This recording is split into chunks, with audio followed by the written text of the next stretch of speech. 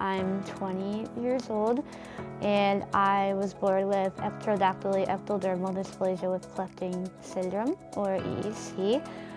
I am 24 years old, and I'm affected by Gold syndrome, also known as focal dermal hypoplasia. I was born with HED. I am affected by an X-linked HED.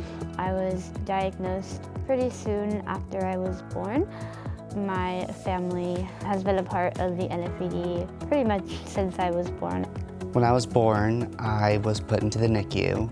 Shortly after, they realized that I have Gold syndrome because I was born blind in one eye. I was diagnosed with ectodermal dysplasia when I was about a year old. My parents didn't know that they were affected, so when the dentist told them ectodermal dysplasia, they were like, "What's that?"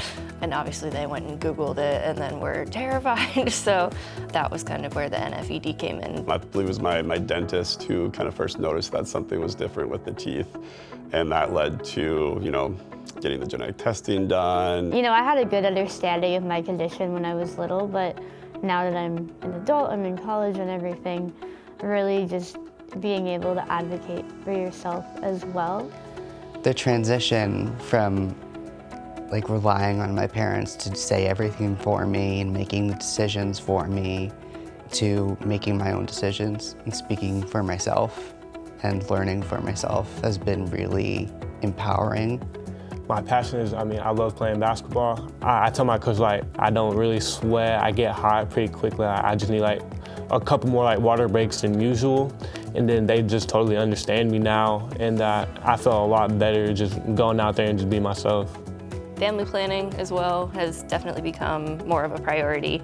Obviously, I want to get married at some point, and knowing that that's looming at the back of my head and knowing that that's a conversation I'm gonna have to have with my future spouse one day. My first date with my boyfriend, I had dental stuff going on at the time, and it was difficult for me to eat some things.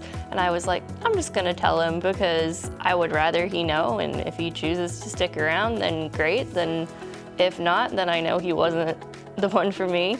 We're so much more than the condition. Just having the confidence in that, I'm affected by, HED, but I also love playing sports and I have so much fun with my friends. Be yourself, to go out there and continue to do what you want to do. Don't let anything or anyone hold you back.